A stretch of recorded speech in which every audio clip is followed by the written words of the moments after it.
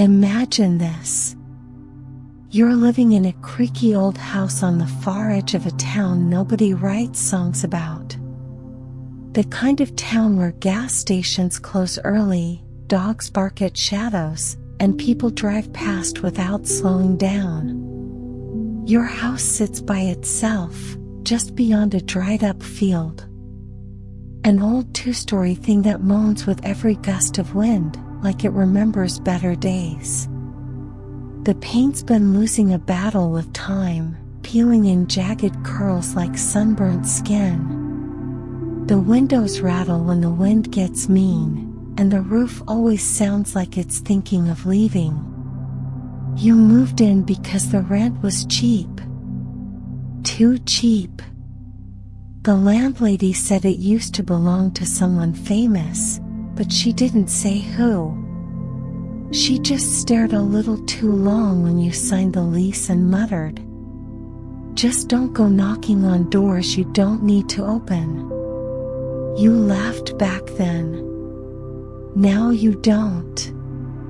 The first few nights, it's just the usual strangeness, floorboards groaning under no one's weight, whispers you tell yourself are the wind, shadows that don't always match the furniture. You keep a light on in the hallway. Not because you're scared, but because some nights the darkness feels like it's watching. Then comes that night. You wake up thirsty around 1:47 a.m. You remember because you checked the clock twice. The house is quieter than usual. The kind of quiet that hums in your bones. You get out of bed and make your way to the kitchen, your feet memorizing which steps creak. The hallway is long and narrow, lit only by the faint moonlight slipping through torn curtains. Your breath is louder than you want it to be. You push open the swinging kitchen door. And there he is, sitting at the table like he's been there forever. A man in a weathered leather jacket, elbows resting on the table. His hair is messy, like he hasn't seen it combed since last winter.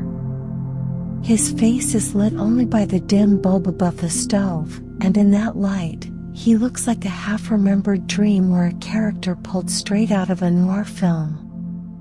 He turns toward you slowly, squinting like someone who's been awake too long. You freeze. Not in fear, but in that odd stillness where your brain hasn't decided what's real yet. The man doesn't flinch, doesn't threaten. He just studies you with eyes like old film reels, grainy, burned at the edges, full of scenes you've never seen but somehow remember. And then he speaks. "You don't bother me, I won't bother you. Fair?" His voice is rough, gravelly, like whiskey trying to apologize. A voice you've heard before, maybe in a movie you watched alone at 2 a.m., when the world was quieter and your walls were thinner. You nod. Not because you're sure, but because it feels like the only answer. He nods back, just once. Like you've passed some kind of test you didn't know you were taking. And then he turns back to whatever it is he was looking at, a half-finished crossword puzzle, an old poetry book, a bottle of something dark. You don't ask what he's doing there. You don't ask how he got in, or if he's paying rent. You just quietly open the fridge, pour yourself a glass of water, and retreat back down the hall, heart pounding, mind racing, footsteps slow. The next morning, the kitchen's empty. No sign of him. No empty glass, no cigarette ash, no footsteps. Just the faint scent of leather and smoke, and maybe something older. But that night, He's there again. Same chair. Same jacket. Like he never left. And night after night, the routine begins. Sometimes he's quiet, lost in thought or scribbling on napkins. Sometimes he hums old country songs under his breath. Once, he told you about a time he got kicked off a film set for calling the director a liar. You never ask him why he's here. You never tell your friends. They wouldn't believe you. Because from that night on, you live under the same roof with Michael Madsen. Not the actor on the screen, not the Hollywood myth, but the man behind the eyes. And whether he's real, a ghost, or just something your loneliness conjured into shape, you don't know. But you know this. He's not pretending. And in a world built on performance, that means something. The first night, there were no words. Only presence. You'd gone to bed early, wrapped in a silence that felt slightly heavier than usual. And when you woke up, around the same hour as before, you felt him. Not in the haunted sense, not as a jump scare lurking in the dark, but as a gravitational pull from the kitchen, like a gravity that hummed. You stayed in bed that time. You didn't go look. You told yourself it was nothing. But the scent of tobacco floated faintly through the hall and lingered on your door like a note you weren't meant to read yet. The second night, you couldn't resist. Maybe it was curiosity. Maybe it was the loneliness. Maybe something in you just wanted to feel real beside something unreal. The clock blinked 2:03 a.m. You slipped on your hoodie, pulled your sleeves over your fingers, and walked down the hallway. It was dark, deliberately dark. Like he didn't want the lights involved. You pushed the kitchen door open softly, the hinges squeaking in protest, and saw him exactly where you hoped and feared he'd be. Sitting at the table, elbows on wood, face lit only by the glowing tip of his cigarette. One leg stretched out. One hand tapping a rhythm on the tabletop, some slow, private beat only he could hear. He didn't look up. Not right away. You moved in slow, poured yourself a glass of water. No words yet. Just that silence. But this silence was different. It wasn't empty. It was alive. Finally, after a few moments, his voice broke through like gravel shifting beneath tired boots. "I hate silence that's too clean," he said. The words floated in the air, crackling softly in the glow of his smoke. "Reminds me of prison," he continued, voice low, like he was talking to himself. "Or a film set where the director's too scared to let anything bleed." You didn't know whether to laugh, or nod, or leave. So you chuckled quietly. A peace offering. Something to show him you weren't afraid. He glanced at you then. Really looked. His eyes were tired but sharp. Full of knowing. Like he could see the screenplay of your thoughts, even the ones you hadn't written yet. "You ever see Reservoir Dogs?" he asked, suddenly. You nodded. You knew the movie. Hell, everyone did. He smirked, not like a celebrity proud of their most infamous role, but like someone remembering a costume they no longer wanted to wear. "Yeah," he said, "I'm Mr. Blonde." Then he paused.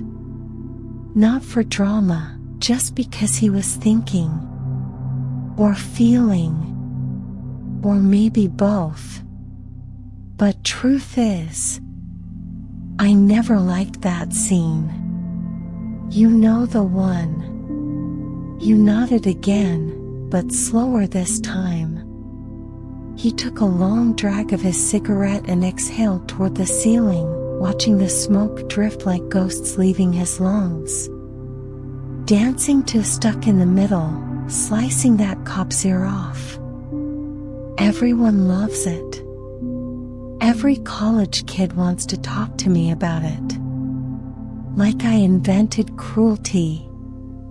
He looked back at you. That wasn't me. But the world wanted a monster. So, I gave them one. His voice didn't crack. It didn't need to. There was something heavier than sorrow in his tone. It was weariness, the kind that grows roots. Not regret, exactly, but the fatigue of being misunderstood for too long. You sat down across from him, not saying a word. Just holding your glass, feeling the condensation bleed into your palm. And in the quiet that followed, you realized something. He wasn't trying to impress you. He wasn't performing. This wasn't some Hollywood story time, where the legend graced you with tales of his glory. This was a man sitting in the dark, trying to be heard by someone who wouldn't interrupt. "That scene made me," he said finally. "It also caged me." You blinked. "It's funny," he added, almost to himself. "People don't want actors. They want myths. They want their violence charming, their darkness poetic." He stubbed out the cigarette and reached for another. But he didn't light it. Just rolled it between his fingers. "Back then, I thought maybe I could do both, make art and stay intact. But turns out, the roles people love the most are the ones that take the most from you." He glanced toward the window, where rain had just started to tap against the glass. You didn't say anything. You didn't know what to say. But somehow, that was the right answer. He looked back at you and nodded slowly, as if to say, "That's why you're still here." That night, you didn't talk about yourself. You didn't ask about Tarantino or Kill Bill, or what it was like to work with Travolta. You didn't ask if he was okay, or if he was staying, or if this was all just a dream you'd wake up from. Instead, you both sat there in the hush of 2 a.m., two ghosts wrapped in human skin, sharing a kitchen table and a language deeper than conversation. And when you finally stood to leave, he spoke again, softly this time. "Don't let the world tell you who you are," he said. "They'll always get it wrong. Sometimes you gotta disappear just to stay real." You nodded once more. And as you walked back down that long hallway, the air behind you still thick with smoke and truth, you felt something unfamiliar but warm settle in your chest. Understanding. That night, you realized, behind the brutal characters, behind the slow-motion violence, the cult lines, the gravelly voice and the iconic stare, was a man who just wanted to be honest, but was never given the chance. Until now. With you. The storm rolled on like a memory you tried to forget. No warning. No mercy. 1 minute, the night was still, just the low hum of crickets and the steady tick of a kitchen clock. Then came the rain. Not a drizzle. Not polite. It came down in sheets, like the sky had lost patience with the world. Thunder crashed overhead like fists slamming on a steel table. Lightning flashed against the old wallpaper, illuminating the house in quick, violent stutters. And then, the lights died. Everything went black in an instant. No flicker. No warning hum. Just silence, until the storm filled it.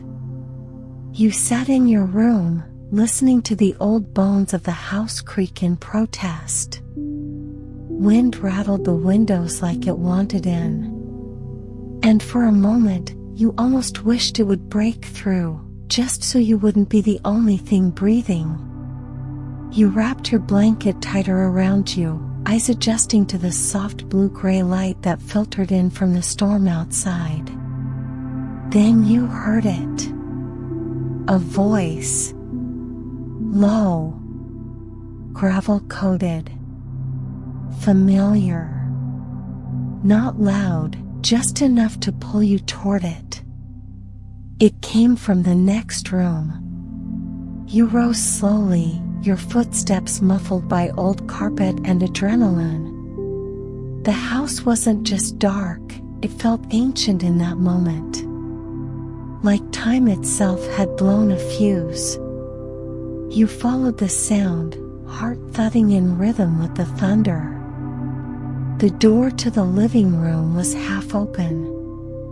You peeked in. He was there. Michael. Sitting in an old armchair, cigarette glowing like a firefly between his fingers. Lightning backlit him, just enough for you to see the outline of his face, the curve of his jaw, the tired lines that mapped every role he'd ever played. And he was reading. Not aloud to you. Not for an audience. Just reading. Like he needed the words to exist, even if no one else heard them. His voice, steady but soft, spilled through the dark like an old blues record. I drink to disappear, not to celebrate. Every mirror lies, but my poems don't.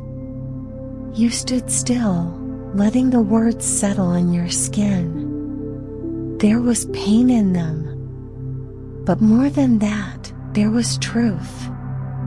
You stepped forward gently, barely making a sound. You wrote that, you asked, voice just above a whisper. He didn't startle. Didn't turn suddenly like in the movies. He just looked at you over his shoulder, nodded once. Yeah, he said. Most nights, I do. You stepped into the room, moving slowly, as if stepping into someone else's dream. Poems never lie, he said. Movie characters? Always pretending. Always someone else. He tapped the cigarette ash into a chipped ceramic mug beside him.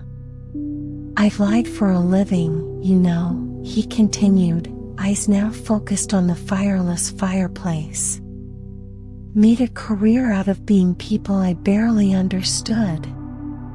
Tough guys. Killers. Drunks. People the world points at and says, that's the bad guy. You sat on the edge of the couch across from him, the cushion sighing beneath your weight. But poetry, he said. That's mine. That's the only place I don't have to fake anything. No camera. No second take. No applause.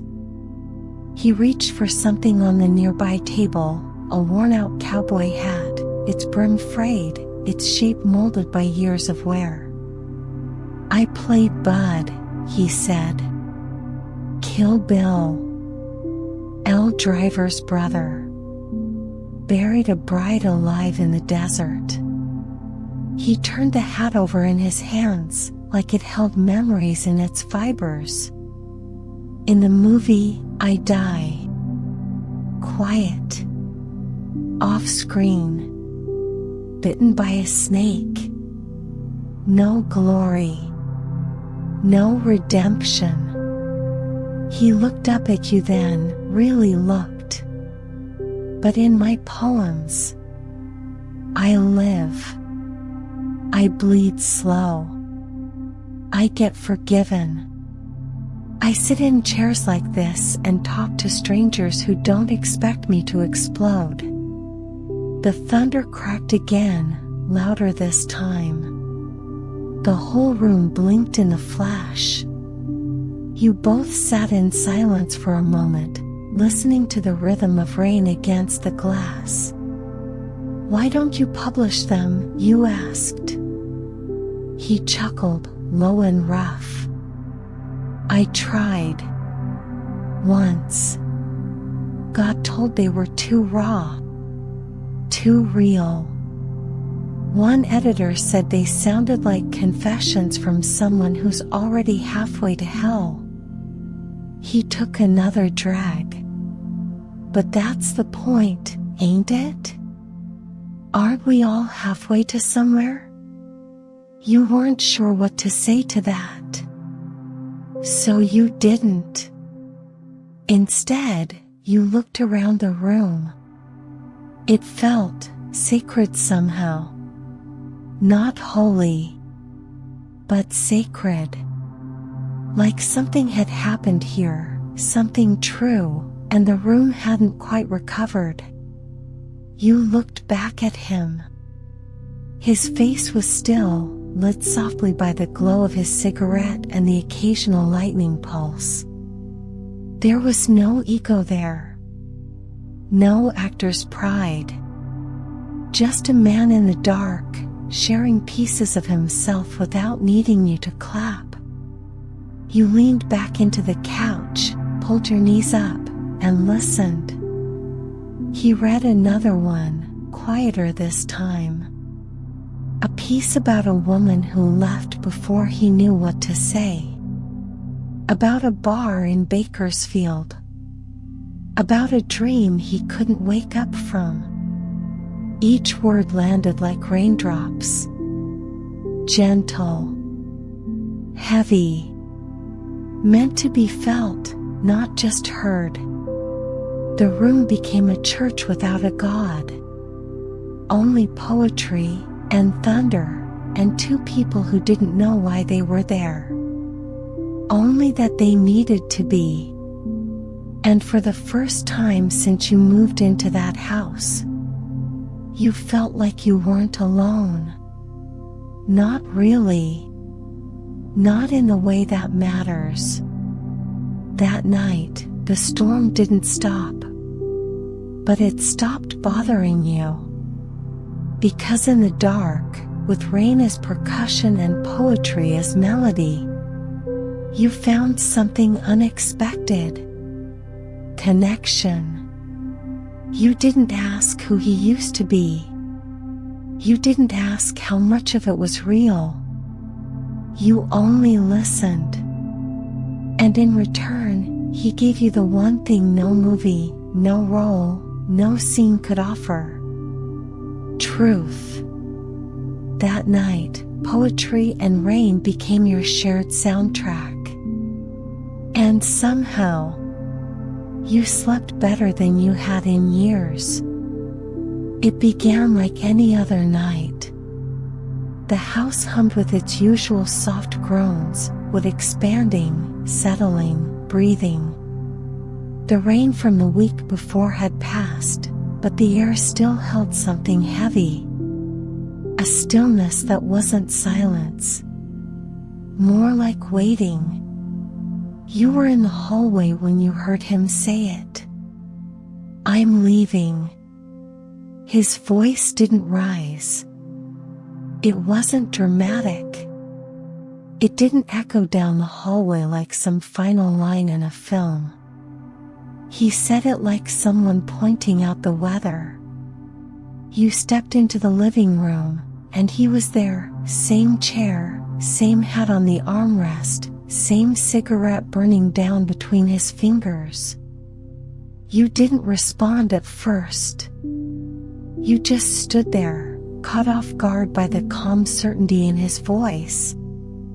Then, softly, you asked, "Where to?" He didn't look up right away. Instead, he flicked ash into the mug he always used as an ashtray.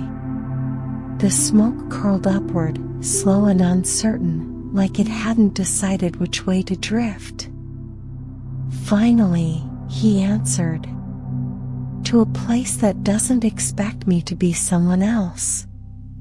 He looked at you then, not with sadness, not even nostalgia. Just honesty.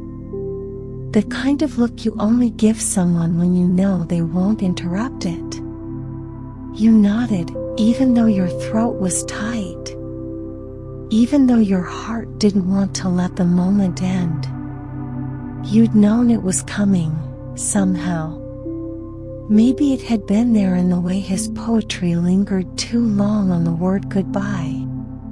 Maybe in the way he looked out the window like it held something he'd lost. He reached into the inside pocket of his jacket and pulled out a small envelope. It was worn, soft at the edges like it had been folded and unfolded more than once. He placed it on the coffee table between you with quiet finality. "If I don't come back," he said, "open this." You wanted to ask when he'd be back. You wanted to ask why now or what happens next, but you didn't. You'd learned better by now. Some questions don't need answers. Some departures don't come with closure. He stayed for another hour, but neither of you said much. He smoked.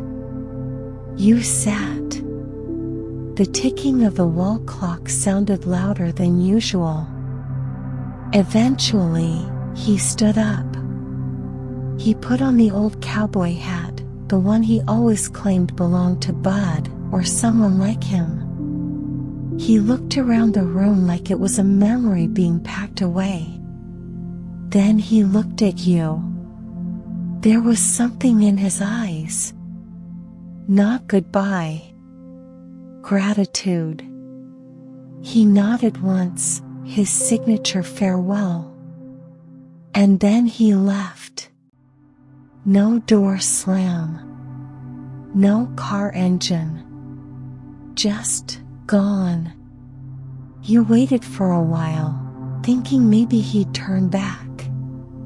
Maybe he'd forgotten something, or maybe the moment had scared him too. But the door didn't open again. The hallway stayed empty. And the house felt different. The ghost of cigarette smoke still hung in the air like a parting whisper. But his weight, his presence, was gone. You waited until morning. And when the sun came through the blinds, it felt colder than it should have. Eventually, you walked to the coffee table and picked up the envelope. It was heavier than it looked. You opened it slowly, like unwrapping something sacred. Inside was a house key.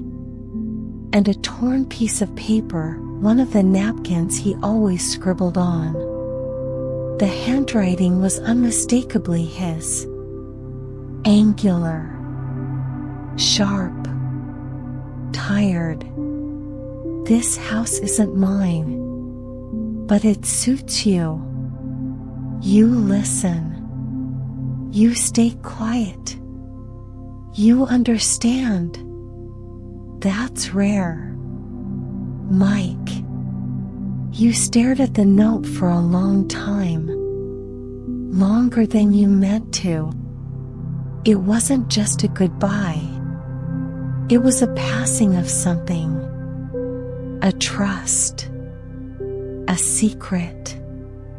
A story. You folded the note carefully and placed it back in the envelope. Then you looked around. Same walls.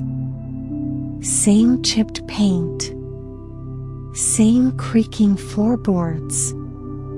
But everything felt different now. Because this house wasn't just yours anymore. It had been shared. Lived in. Wounded and healed by two people who never asked each other for anything except truth. You lit one of his last remaining cigarettes and sat where he used to. The chair still held his shape. And as the smoke curled upward, you imagined him wherever he was. Someplace quieter. Somewhere he didn't have to act. Maybe sitting in a diner at the edge of a forgotten town, scribbling poems on coffee-stained napkins. Maybe walking barefoot along some desert road, a hat pulled low and a notebook tucked under his arm. Wherever he went, you knew this. He hadn't disappeared. Not really. Because people like him, real ones, broken ones, honest ones, they don't vanish. They just shift. You exhaled slowly and whispered to the empty room. Thank you. Not for the stories. Not for the fame. But for the quiet. For the nights when he didn't need to be Mr. Blonde or Bud or anybody. Just Mike. And now, every night before bed, you pass by the room he once occupied. You sit in his chair, under that crooked lamp. Sometimes you read his poems aloud. Sometimes you don't say anything at all. Because some silences aren't empty.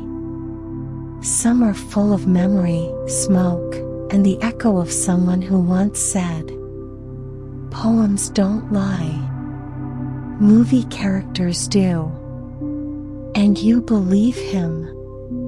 Because now you know the difference. Now, every night before bed, you find yourself slipping into routine. Not out of habit, but reverence. You move through the house like someone walking through an old film set. Careful, quiet, like a single loud sound might crack the spell. The rooms haven't changed much. Not really. The wallpaper still curls at the edges. The radiator still clicks like it's thinking of giving up. And the air still smells faintly of tobacco and thyme. But something in you has changed. You don't rush anymore. You don't fill the silence. You sit with it. And every night, you return to that same chair. The one by the window, with the crooked leg and the cushion that never quite fit. Under the same dim yellow light that buzzes softly, like an old song trying not to be forgotten. You settle in. Sometimes with a blanket draped around your shoulders. Sometimes with one of his poems in your lap, written on the back of receipts, napkins, old film scripts. Sometimes you just sit and stare at the wall. And sometimes, only sometimes, You swear you see him. Not clearly, not fully, but enough. A flicker in the corner of your eye, a shape in the smoke, a faint rustle of denim as if someone just leaned back in the chair across from you. And there he is, Michael, lighting a cigarette, shoulders relaxed, eyes carrying the same weariness and grace they always did. He doesn't say much. He never did. But when he speaks, it always matters. And most nights, in that thin stretch of silence just before sleep wraps its arms around you, you hear him say, "Everyone wants to be remembered, but not everyone's brave enough to be honest about who they are." You sit with that. Let it echo. Not like a line from a movie, but like a confession someone once whispered to the dark. You think of the man he was here, not the icon, not the myth, not the killer in the black suit or the cowboy in the desert, but the poet, the one who drank to disappear, who scribbled verses on napkins and left them scattered like breadcrumbs through the house, who lived between roles, always searching for a scene he could keep. You remember the first time he said something that felt real. Not rehearsed, not projected, not lit for camera. Just real. And how you didn't interrupt. You just listened. Maybe that's why he stayed as long as he did. Because this house didn't ask him for autographs. It gave him a quiet stage. And you gave him something rarer than applause. Understanding. Now, there are nights when the silence creeps in deeper. When the air feels a little too still. When even the old clock seems afraid to tick too loudly. And those are the nights you remember the envelope, the house key, the note in his uneven handwriting. This house isn't mine, but it suits you. You listen. You stay quiet. You understand. That's rare. You wonder if he ever meant to come back. Or if leaving was the only honest thing he could do. You wonder where he is now. Not in the literal sense, you know better than to look for someone like him with maps. But in spirit. In energy. In echo. Maybe he's walking down some neon-lit alleyway in a town you've never heard of. Reciting poetry to strangers who never ask for his name. Maybe he's somewhere quieter, where the only light is from the moon and a burning cigarette, where no one expects him to be anything but what he is. Maybe, in some strange and gentle way, he's still here. And you believe that. Because the house still holds him. In the creak of the stairs. In the rustle of old pages. In the way the light catches the smoke just right, like it's performing one last scene. You don't tell people this. They wouldn't understand. They'd smile, maybe. Nod politely. Ask if you're writing a screenplay. But you know better. Some stories aren't meant to be pitched. They're meant to be lived. So you guard this one. You keep it tucked beneath your ribs, behind the quiet of your eyes. And in every pause before you speak, Because you didn't just share a house with Michael Madsen. You shared the silence, the ache, the poems.